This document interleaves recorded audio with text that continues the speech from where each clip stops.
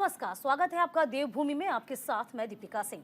उत्तराखंड में लोकायुक्त की नियुक्ति की तैयारियां तेज हो गई हैं। सीएम आवास में चयन समिति की बड़ी बैठक हुई। सीएम धामी की अध्यक्षता में ये बैठक हुई है और बैठक के बाद मुख्यमंत्री पुष्कर सिंह धामी का बयान भी सामने आया। बैठक में सभी पहलुओं पर चर्चा हुई है। जल्द ही सर्च कमेटी का गठन होगा। सीएम ने कहा है कि हाईकोर्ट के प्रतिनिधि, नेता प्रतिपक्ष, विधानसभा अध्यक्ष इसमें मौजूद रहे। तो सीएम आवास में चयन समिति की बड़ी बैठक हुई है। सीएम धामी की अध्यक्षता में बड़ी बैठक हुई है। सभी पहलुओं का इसमें ख्याल रखा गया है। उत्तराखंड में लोकायुक्त की नियुक्ति की तैयारियां तेज हो गई हैं। तो बड़ी खबर आपको बता रहे हैं।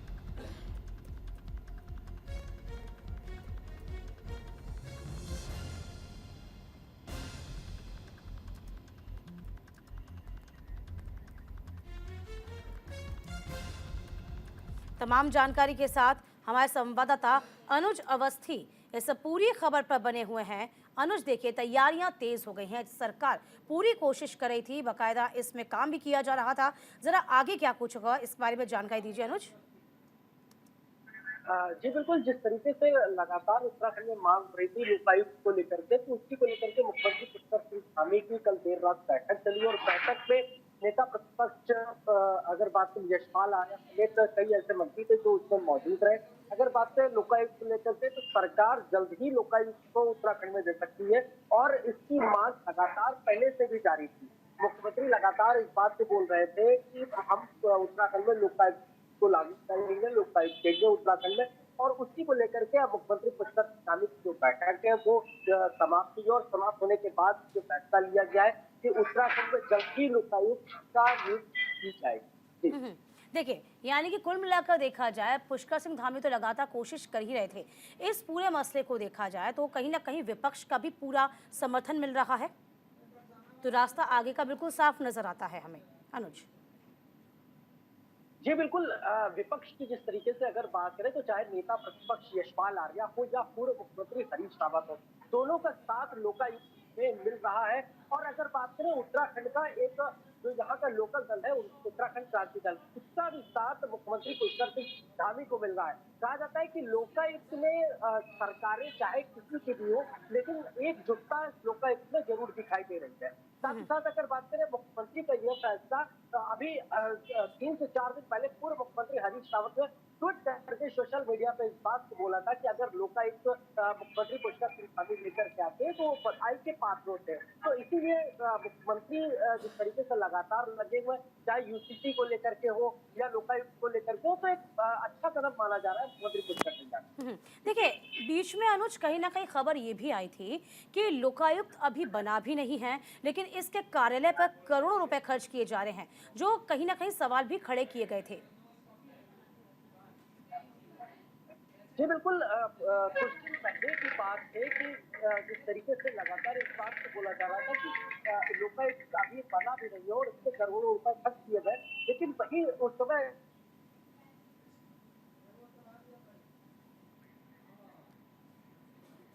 अनुज, आप नजर बनाए रखिएगा, तमाम खबरों में आपका रुख करूंगी मैं, लेकिन आपको बता दें बड़ी बैठक हुई है। इसी को लेकर कई तरह के सवाल पहले भी खड़े हो चुके थे। इस बीच उत्तराखंड सरकार का बड़ा फैसला है। समान नागरिक संहिता को लेकर यह फैसला हुआ है। यूसीसी के लिए गठित विशेषज्ञ समिति का कार्यकाल बढ़ाया गया है। तीसरी बार ये कार्यकाल बढ़ाया गया है विशेषज्ञ समिति का। तो सरकार ने 4 महीने के लिए विस्तार के आदेश भी जारी कर दिए हैं। सीएम पुष्कर सिंह धामी का यूसीसी पर बड़ा बयान है। इस बार समिति यूसीसी का ड्राफ्ट सरकार को सौंपेगी। यूसीसी का ड्राफ्ट मिलते ही इसे लागू करने की दिशा में आगे बढ़ा जाएगा। तो समान नागरिक संहिता को लेकर ये प्रायोरिटी रही है उत्तराखंड सरकार की। यूसीसी को प्रदेश में लागू करना है, इसी को लेकर लगातार काम किया जा रहा है। कहा यह भी जा रहा है कि जो इसमें फैसले लिए गए हैं, यानी कि जो विशेषज्ञ समिति है, उसके कार्यकाल को और भी जाके एक्सटेंड किया जाएगा, उसे बढ़ाया जाएगा। तो तीसरी बार आपको बता दें, विशेषज्ञ समिति का कार्यकाल बढ़ाया गया है। सरकार ने 4 महीने के लिए इसका विस्तार किया है।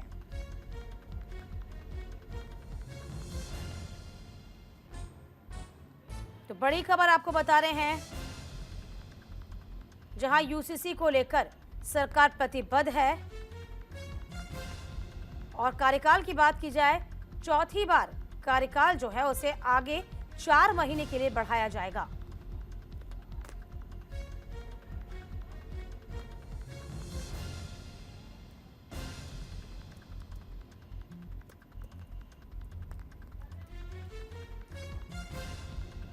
तो बड़ी खबर आपको बता रहे हैं, इस वक्त सीएम पुष्कर सिंह धामी ने यूसीसी पर बड़ा बयान दिया है कि ड्राफ्ट तैयार किया जाएगा और ड्राफ्ट तैयार करने के बाद आगे की रणनीति तैयार की जाएगी।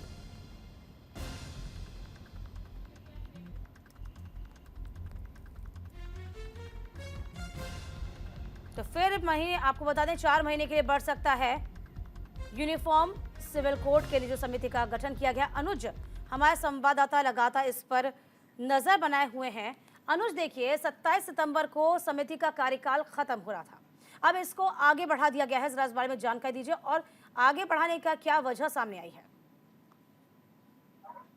जी बिल्कुल, जिस तरीके से लगातार यूसीसी को लेकर के बात हो रही थी, जिसमें मुख्यमंत्री पुष्कर सिंह धामी यूसीसी को उत्तराखंड में लागू जरूर करना चाहिए, क्योंकि चाहे वो कैबिनेट में पास हुआ हो या विधानसभा के पटल पे रखा जाओ। अगर बात करें उसके कार्यकाल को लेकर के, तो लगातार इस बात को बोला जा रहा है कि मुख्यमंत्री इस बात को बोल रहे हैं कि जो सलाहकार समिति है यूसीसी की, अभी तक उसका फैसला नहीं आया हुआ है, अभी तक उन्होंने हमें कोई सजेशन नहीं किया है। इसी के तर्ज पे अब उन्होंने इसका कार्यकाल बढ़ाने की बात कर दी है। यूसीसी की अगर बात करें तो मुख्यमंत्री पुष्कर सिंह धामी प्रधानमंत्री नरेंद्र मोदी से भी मुलाकात कर चुके हैं, गृह मंत्री अमित शाह से भी मुलाकात कर चुके हैं और उत्तराखंड में इसको लागू भी करना है, ये बात मुख्यमंत्री पुष्कर सिंह धामी ने बिल्कुल साफ तौर पे इस चीज को बोल दिया है। समिति की अगर बात करें तो उसका जो कार्यकाल है वो जरूर बढ़ा दिया गया है और इस बात को बोला जा रहा है कि जिस तरीके से उनका कार्यकाल बढ़ाया गया, इससे पहले ही हम उत्तराखंड में यूसीसी लागू कर देंगे। अगर बात करें 2024 चुनाव को लेकर के, तो चुनाव से ठीक पहले मुख्यमंत्री का ये मास्टर स्ट्रोक होगा उत्तराखंड में यूसीसी लागू करने को लेकर के। देखिए अनुज, समय से पहले यानी कि कहा गया था कि लगभग 6 महीने का वक्त दिया गया था, तब भी उनसे अपेक्षा की गई थी समिति से कि रिपोर्ट को तय वक्त में आप ड्राफ्ट तैयार करें। कहा जा रहा है कि ड्राफ्ट तो तैयार हो गया है, लेकिन अभी भी सरकार को नहीं सौंपा गया है और यही वजह है। तो क्या लगता है, क्योंकि 6 महीने तक तो वैसे भी एक्सटेंड किया गया, अब 4 महीने और कार्यकाल को बढ़ा दिया गया है, क्या आगे वक्त रहते एक निश्चित वक्त पर, एक निश्चित अवधि पर ये ड्राफ्ट बनकर तैयार हो जाएगा, सरकार को क्या सौंप दिया जाएगा जिससे कि आगे कामकाज हो सके इसके ऊपर? जी बिल्कुल, जिस तरीके से इनका 4 महीने का कार्यकाल बढ़ाया गया और बिल्कुल सही कहा, ड्राफ्ट बनकर के तैयार हो चुका है, लेकिन उस ड्राफ्ट में किस तरीके से कुछ अगर संशोधन करना हो, क्योंकि वो ड्राफ्ट कमेटी बनाती है और कमेटी के बाद मुख्यमंत्री पुष्कर सिंह धामी के पास हो जाएगा।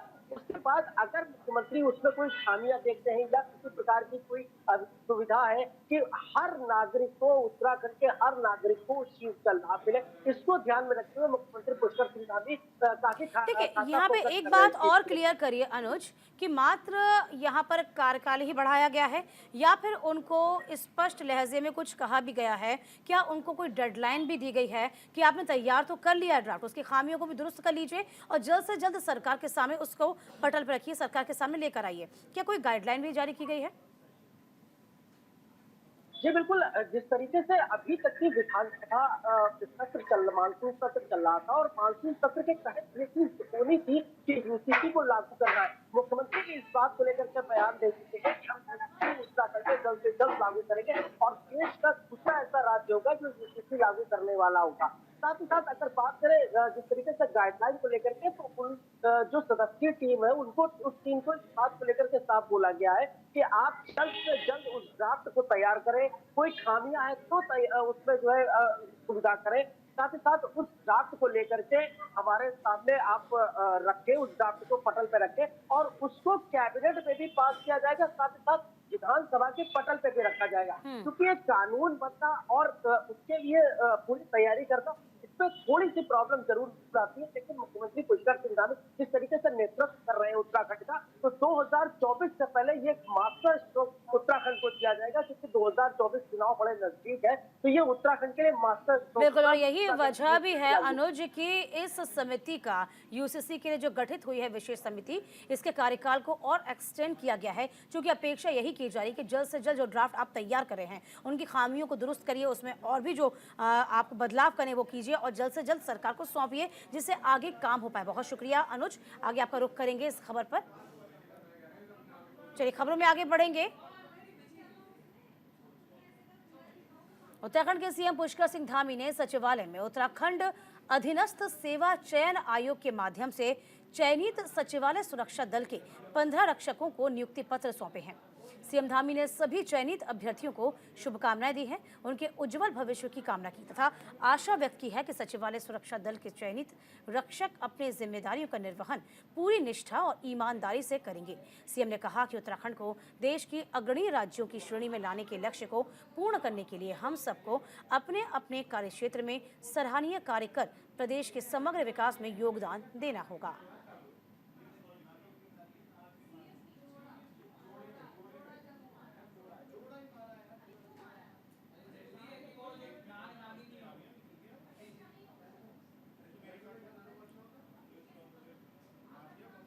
तस्वीरें हम आप तक पहुंचा रहे हैं, जहां सचिवालय सुरक्षा दल के 15 रक्षकों के नियुक्ति पत्र खुद सीएम धामी ने अपने हाथों से प्रदान किए हैं। ये तस्वीरें सामने आई हैं।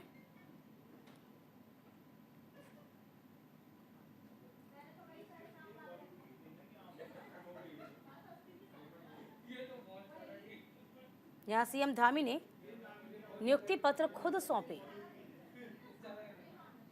इधर बेनाग में 5 दिवसीय गणेश उत्सव का आयोजन किया जा रहा है, जिसमें विभिन्न कार्यक्रमों का आयोजन शामिल है। गणेश उत्सव को लेकर बच्चों से लेकर बुजुर्गों तक में काफी उत्साह देखने को मिल रहा है। बच्चों से लेकर बुजुर्गों तक में काफी उत्साह है और इसी के साथ आपको बता दें, दिन भर स्थानीय महिलाओं के साथ साथ भजन कीर्तन के साथ प्रतिदिन भंडारे का आयोजन किया जा रहा है।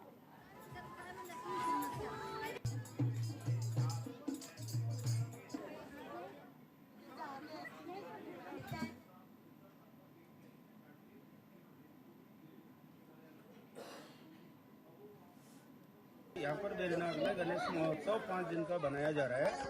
तो यहाँ पर इस साल दूसरा साल है और यहाँ सैकड़ों वासियों का सहयोग मिलने से यहाँ पर डेली भजन कीर्तन लगातार चालू है। डेली भंडारा चालू हुई है। 5 दिन का कर रखा है आयोजन। 4 दिन हो गए, कल से शेराघाट में विसर्जन और सबके सहयोग से चालू है। इधर योग नगरी ऋषिकेश में पुलिस ने बड़ी कार्रवाई की है। पुलिस ने होटल में जुआ रैकेट का भांडाफोड़ किया। पुलिस ने 27 लोगों को हिरासत में लिया है। बड़ी खबर आपको बता रहे हैं इस बीच, जिसमें योग नगरी ऋषिकेश में पुलिस ने बड़ी कार्रवाई की है। पुलिस ने होटल में जुआ रैकेट का भांडाफोड़ किया। पुलिस ने 27 लोगों को इस बीच हिरासत में लिया है। देखिए तस्वीरें भी सामने आई है। जुआ खेलते हुए काफी लंबे समय से ये रैकेट सक्रिय था, जिसका भांडाफोड़ किया गया है।